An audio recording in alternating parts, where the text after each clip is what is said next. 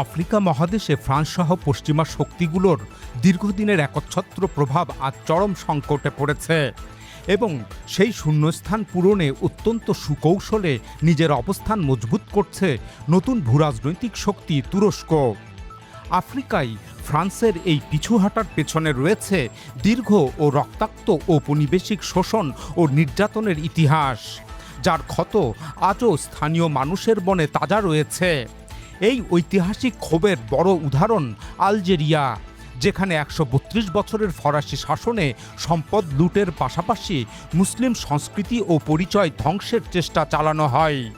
পরবর্তীতে আলজেরিয়ার রক্তক্ষয়ী স্বাধীনতা যুদ্ধে প্রায় ১৫ লাখ মানুষ প্রাণ হারান।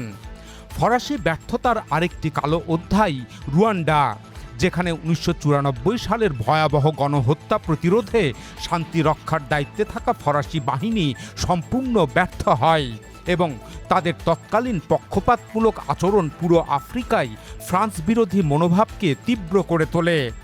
শুধু ফ্রান্স নয়, আফ্রিকায় ব্রিটিশদের প্রবর্তিত বর্ণবাদী শাসন কৃষ্ণাঙ্গ মানুষকে দশকের পর দশক দাসত্বের শৃঙ্খলে বন্দী রেখেছিল।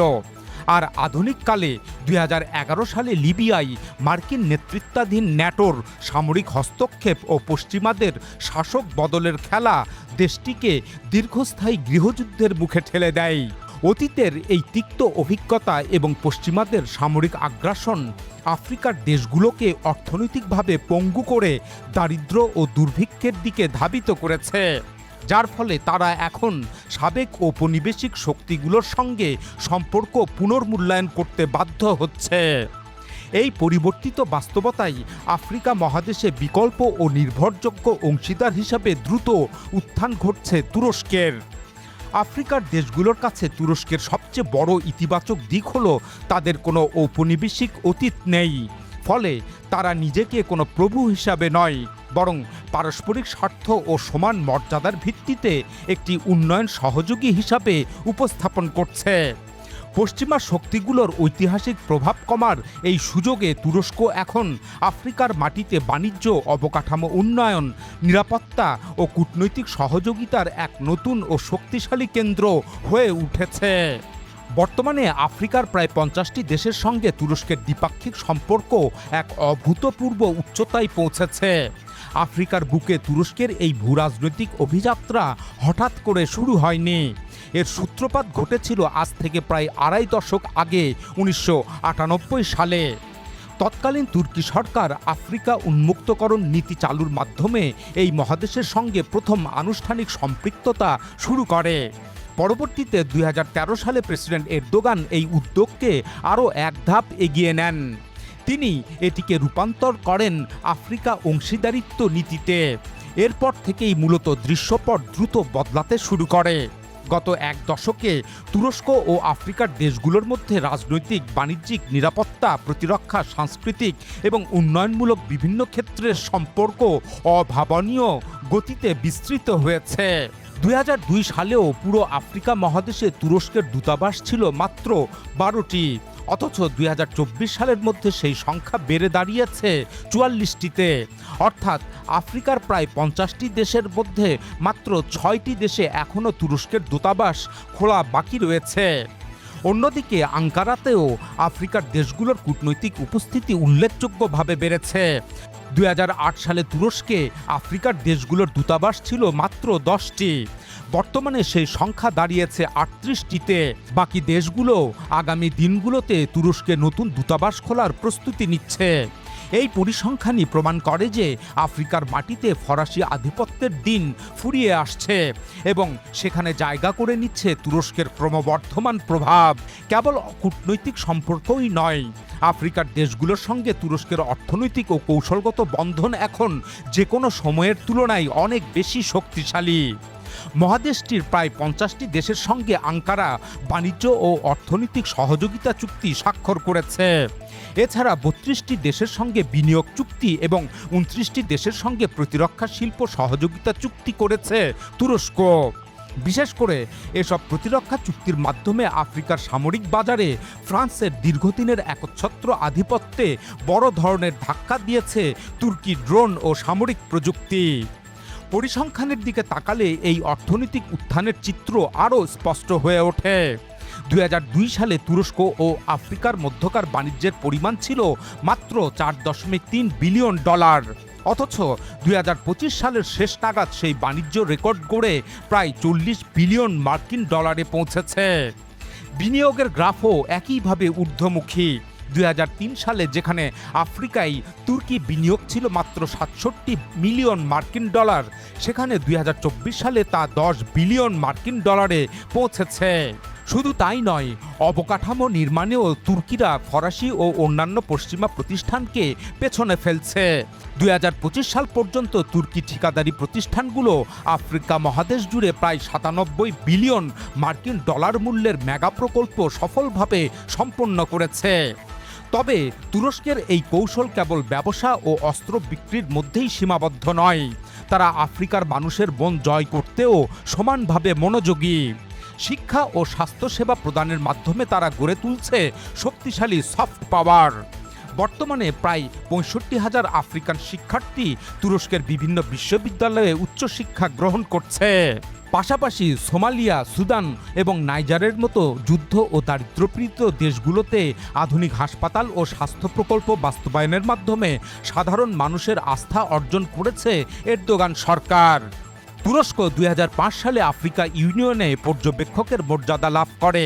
মাত্র 3 বছর পর 2008 সালে আফ্রিকা ইউনিয়ন তুরস্ককে তাদের অন্যতম কৌশলগত অংশীদার হিসাবে ঘোষণা করে।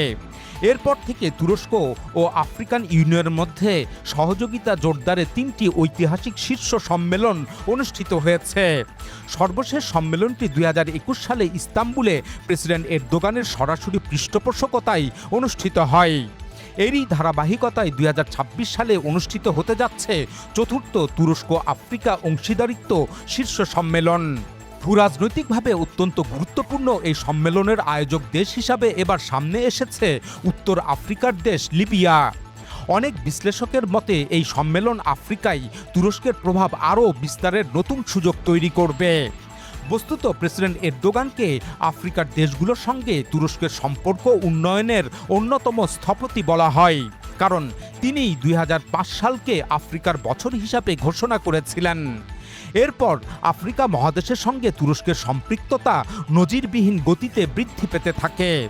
এ প্রসঙ্গে গত বছরের অক্টোবরে ইস্তাম্বুলে আয়োজিত তুর্কি আফ্রিকান ব্যবসা ও অর্থনৈতিক ফোরামে প্রেসিডেন্ট এরদোগান বলেছিলেন, 2005 সালের পর 20 বছর কেটে গেছে।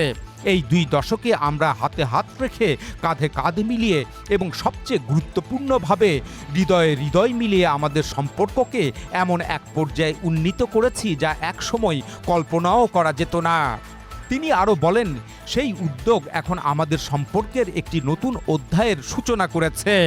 তুরস্ক দীর্ঘদিন ধরেই নিজেকে আফ্রিকার সাবেক ঔপনিবেশিক শক্তিগুলোর তুলনায় আরও ন্যায্য ও সম্মানজনক অংশীদার হিসাবে উপস্থাপন করছে। তুরস্ক সমান অংশীদারিত্ব, পারস্পরিক সম্মান এবং উভয় পক্ষের লাভের ভিত্তিতে সহযোগিতার বার্তা দিয়ে আসছে।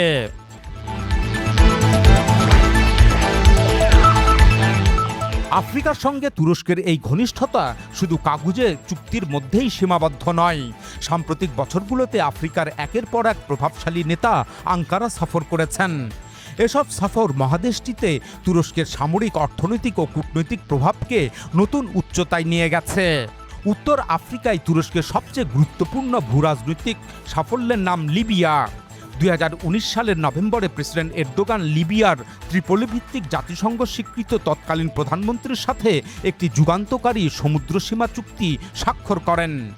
এর মাধ্যমে তুরস্ক ও লিবিয়া পূর্ব ভূমধ্যসাগরে নিজেদের মধ্যে একটি যৌথ অর্থনৈতিক অঞ্চল নির্ধারণ করে। এই চুক্তি গ্রিস, সাইপ্রাস ও মিশরের পূর্ববর্তী সমুদ্রসীমা পরিকল্পনাকে কার্যত চ্যালেঞ্জ জানায় এবং আঙ্কারাকে গুরুত্বপূর্ণ ভূরাজনৈতিক সুবিধা এনে দেয়। এতে ক্ষুব্ধ হয়ে লিবিয়ার বেনগাজি ভিত্তিক পূর্বাঞ্চলীয় বিদ্রোহী সরকারের প্রধান জেনারেল খলিফা হাফতার ত্রিপোলি দখলের অভিযান শুরু করেন। তখন 2020 সালে তুরস্ক ওই চুক্তি রক্ষা এবং ত্রিপোলির সরকারকে রক্ষার জন্য পাল্টা সামরিক অভিযান পরিচালনা করে। এতে খলিফা হাফতারের বাহিনী পরাজিত হয় এবং তুরস্ক পূর্ব ভূমধ্যসাগরে প্রায় 39,000 বর্গ কিলোমিটার সমুদ্র অঞ্চলে অর্থনৈতিক অধিকার লাভ করে। অঞ্চলটি বিপুল গ্যাস সম্পদে সমৃদ্ধ বলে ধারণা করা হয়। অবশেষে ২০২৫ সালে লিবিয়ার পূর্বাঞ্চলীয় সরকারের একটি অংশ লিবিয়ার অর্থনৈতিক স্বার্থে এই চুক্তিকে সমর্থন জানায়। আর ওই একই বছরের ডিসেম্বরে তুর্কি পার্লামেন্ট লিবিয়ায় সেনা মোতায়েনের মেয়াদ আরও ২ বছর বাড়ায়। বস্তুত লিবিয়ায় এই সফল কৌশলগত মডেলই আফ্রিকার অন্যান্য দেশের কাছে তুরস্ককে আকর্ষণীয় অংশীদারে পরিণত করে। এখন উত্তর আফ্রিকার আরেক গুরুত্বপূর্ণ দেশ আলজেরিয়ায় তুরস্ক অন্যতম বৃহৎ বিদেশি বিনিয়োগকারী। একই সঙ্গে মোহাম্মদ মুরসির উৎখাত ও মৃত্যুকে কেন্দ্র করে সৃষ্ট দীর্ঘ ১ দশকের উত্তেজনার পর মিশরের সঙ্গেও আঙ্কারার সম্পর্ক স্বাভাবিক হয়েছে। ইসরায়েলের গাজা আগ্রাসনের প্রেক্ষাপটে এই সম্পর্কের উন্নয়ন হয়। সাম্প্রতিককালে প্রেসিডেন্ট এরদোগান ও প্রেসিডেন্ট সিসির মধ্যে বেশ কয়েকটি দ্বিপাক্ষিক বৈঠক অনুষ্ঠিত হয়েছে। উভয় দেশের নেতা একে অপরের দেশ সফর করেন। আর এই তুরস্ক মিশর সম্পর্ক উত্তর আফ্রিকায় ইসরায়েলের সম্প্রসারণের আকাঙ্ক্ষাকে ধাক্কা দিয়েছে। উত্তর আফ্রিকায় তুরস্ক মূলত একটি ভারসাম্যমূলক নীতি অবলম্বন করে চলে। যেমন আলজেরিয়া ও মরক্কোর মধ্যকার দীর্ঘস্থায়ী বিরোধের ক্ষেত্রে তুরস্ক ভারসাম্যপূর্ণ অবস্থান গ্রহণ করেছে। উল্লেখ্য যে গত প্রায় ৫০ বছর ধরে পশ্চিম সাহারা অঞ্চলকে কেন্দ্র করে আলজেরিয়া ও মরক্কোর মধ্যে তীব্র বৈরিতা চলছে। আলজেরিয়া পশ্চিম সাহারার স্বাধীনতাকামী পলিসারিও ফ্রন্টকে সমর্থন করে। অন্যদিকে মরক্কো পুরো পশ্চিম সাহারা অঞ্চলকে নিজেদের অবিচ্ছেদ্য অংশ বলে দাবি করে। এই দ্বন্দ্বকে ব্যবহার করে ইসরায়েল ও যুক্তরাষ্ট্র একটি নতুন খেলা খেলে। ২০২০ সালে ডোনাল্ড ট্রাম্পের প্রলোভনে মরক্কো ইসরায়েলকে রাষ্ট্র হিসেবে স্বীকৃতি দেয়। আর এর বিনিময়ে যুক্তরাষ্ট্র পশ্চিম সাহারার ওপর মরক্কোর নিয়ন্ত্রণকে সমর্থন জানায়। এটা আলজেরিয়াকে প্রচণ্ড ক্ষুব্ধ করে তোলে এবং সীমান্তে উত্তেজনা তৈরি হয়। তুরস্ক পশ্চিম সাহারাকে ঘিরে দুই মুসলিম দেশের মধ্যকার এই উত্তেজনাই কোনো পক্ষের দিকে সরাসরি ঝুঁকে পড়েনি। একদিকে আলজেরিয়ার সঙ্গে তুরস্কের বিশাল জ্বালানি বিনিয়োগ ও প্রতিরক্ষা সম্পর্ক রয়েছে, অন্যদিকে মরক্কোর সঙ্গেও তুরস্কের শক্তিশালী বাণিজ্যিক ও প্রতিরক্ষা সহযোগিতা রয়েছে।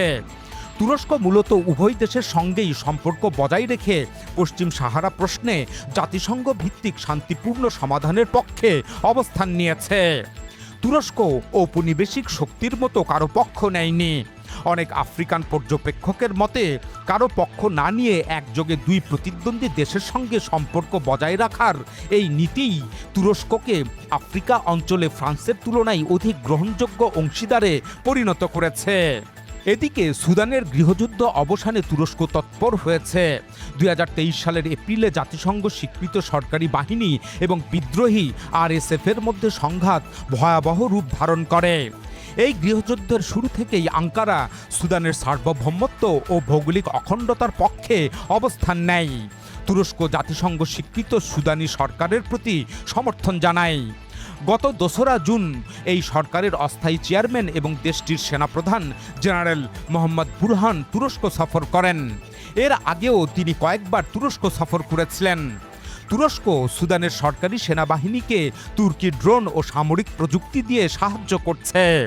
এসব তুর্কি অস্ত্র ব্যবহার করে সুদানি সরকারি বাহিনী সাম্প্রতিককালে বিদ্রোহী আরএসএফের বিরুদ্ধে গুরুত্বপূর্ণ কৌশলগত সুবিধা অর্জন করছে। তবে সুদানে তুরস্কের ভূমিকা শুধু সামরিক ক্ষেত্রেই সীমাবদ্ধ নয়। তুর্কি সাহায্য সংস্থাগুলো যুদ্ধবিধ্বস্ত সুদানে বিপুল পরিমাণ খাদ্য, চিকিৎসা সরঞ্জাম ও মানবিক সহায়তা পাঠাচ্ছে। সুদানের কৃষি, খনিজ সম্পদ এবং লোহিত সাগরের কৌশলগত বন্দরগুলোকে ঘিরে তুরস্কের সাথে দেশটির নতুন সহযোগিতা গড়ে উঠছে। এর ফলে সুদানে পশ্চিমা শক্তিগুলোর প্রভাব ক্রমশ দুর্বল হয়ে পড়ছে। ফ্রান্সের প্রভাব সবচেয়ে দ্রুত হ্রাস পেয়েছে সাহেল এবং পশ্চিম আফ্রিকা অঞ্চলে। একসময় ফরাসি উপনিবেশগুলো আজ প্যারিসের প্রভাব থেকে বেরিয়ে আসার চেষ্টা করছে। এই তিন দেশ তাদের ভূখণ্ডে ফরাসি সেনাদের উপস্থিতি অবাঞ্ছিত ঘোষণা করেছে। এই পরিবর্তিত বাস্তবতায় নাইজার, মালি ও বুর্কিনা ফাসোর মতো দেশগুলোর সঙ্গে তুরস্কের সম্পর্ক দ্রুত গভীর হয়েছে। গত ৩ থেকে ৫ জুন নাইজারের president general Abdur Rahman Ankara সফর করেন। এই সফরের সময় তুরস্ক দেশটিকে উন্নত সামরিক সরঞ্জাম ও ড্রোন সরবরাহের প্রতিশ্রুতি দেয়। এদিকে মালি ও বুর্কিনা ফাসোর সঙ্গে তুরস্ক খনি, জ্বালানি খাত ও অবকাঠামো খাতে একাধিক চুক্তি করেছে। নাইজেরিয়ার সাথেও তুরস্ক সম্প্রতি খনি ও জ্বালানি খাতে একটি গুরুত্বপূর্ণ চুক্তি স্বাক্ষর করেছে। একই সঙ্গে মৌরতানিয়া, ঘানা ও সিয়েরা লিওনের মতো দেশগুলোও তুরস্কের সাথে অর্থনৈতিক ও প্রতিরক্ষা চুক্তি করছে। বিশেষ করে ড্রোন, যুদ্ধজাহাজ এবং নিরাপত্তা সহযোগিতার ক্ষেত্রে তুরস্ক দ্রুত নিজের অবস্থান সেখানে শক্তিশালী করছে। ফলে পশ্চিম আফ্রিকার যে অঞ্চলগুলো একসময় ফ্রান্সের একচ্ছত্র প্রভাবাধীন ছিল, সেখানে এখন নতুন বাস্তবতা তৈরি হচ্ছে। এছাড়া রুয়ান্ডার সাথেও তুরস্ক বর্তমানে সুদৃঢ় অর্থনৈতিক ও সামরিক সম্পর্ক গড়ে তুলছে। তুরস্ক রুয়ান্ডায় বিভিন্ন অবকাঠামো নির্মাণ করছে। দুই দেশের দ্বিপাক্ষিক বাণিজ্য উল্লেখযোগ্যভাবে বৃদ্ধি পেয়েছে। রুয়ান্ডা তুরস্কের কাছ থেকে সশস্ত্র ড্রোন ও অন্যান্য সামরিক সরঞ্জাম কিনছে এবং যৌথ অস্ত্র উৎপাদন কর্মসূচিও হাতে নিয়েছে। অন্যদিকে হর্ন অফ আফ্রিকা অঞ্চলে তুরস্কের উপস্থিতি আরও সুসংগঠিত। সোমালিয়ার রাজধানী মোগাদিশুতে তুরস্ক তার বৃহত্তম বিদেশি সামরিক ঘাঁটি স্থাপন করেছে। সেখানে হাজার হাজার সোমালি সেনাকে প্রশিক্ষণ দেওয়া হচ্ছে। সাম্প্রতিক চুক্তির মাধ্যমে সোমালিয়ার সমুদ্র সীমানা সুরক্ষায়ও তুরস্ক গুরুত্বপূর্ণ ভূমিকা পালন করছে। এছাড়া সোমালিয়ার সমুদ্র উপকূলে তুরস্ক তেল, গ্যাস অনুসন্ধান করছে। সোমালিয়ার অন্যান্য আরও মূল্যবান খনিজ সম্পদ আহরণেও তুরস্কের সাথে সহযোগিতা চুক্তি হয়েছে। এদিকে সোমালিয়ার পাশাপাশি ইথিওপিয়ার সঙ্গেও তুরস্কের সম্পর্ক উল্লেখযোগ্যভাবে শক্তিশালী হয়েছে। টাইগ্রে বিদ্রোহীদের দমনে তুর্কি ড্রোন ব্যবহারের মাধ্যমে ইথিওপিয়া গুরুত্বপূর্ণ সামরিক সাফল্য লাভ করেছে। বর্তমানে ইথিওপিয়ায় বিদেশি বিনিয়োগের ক্ষেত্রে চীনের পরেই তুরস্কের অবস্থান। তুরস্ক ও ইথিওপিয়ার মধ্যে শুধু অর্থনৈতিক নয়, ঐতিহাসিক এবং সাংস্কৃতিক সম্পর্কও জোরদার হচ্ছে। তুরস্কের সহযোগিতায় ইথিওপিয়ায় ইসলামের প্রাথমিক যুগের গুরুত্বপূর্ণ ঐতিহাসিক নিদর্শন, নাজ্জাশী মসজিদ ও সমাধি পুনর্নির্মাণ করা হচ্ছে। এদিকে সোমালিয়া ও ইথিওপিয়ার মধ্যকার সাম্প্রতিক উত্তেজনাতেও তুরস্ক মধ্যস্থতাকারীর ভূমিকা পালন করেছে। 2024 সালের শেষ দিকে আঙ্কারার উদ্যোগে দুই দেশের মধ্যে আলোচনা শুরু হয় এবং ইথিওপিয়া সোমালিয়ার ভৌগোলিক অখণ্ডতার প্রতি সমর্থন ব্যক্ত করে। বর্তমানে তুরস্ক এই অঞ্চলের অন্যতম প্রধান কূটনৈতিক মধ্যস্থতাকারী ও নিরাপত্তা অংশীদারে পরিণত হয়েছে। এভাবে আজ তুরস্ক আফ্রিকার বহু দেশের কাছে শুধু বিনিয়োগকারী বা অস্ত্র সরবরাহকারী নয়, বরং নিরাপত্তা, উন্নয়ন, কূটনীতি ও মানবিক সহযোগিতার একটি পূর্ণাঙ্গ অংশীদার হিসাবে আত্মপ্রকাশ করেছে।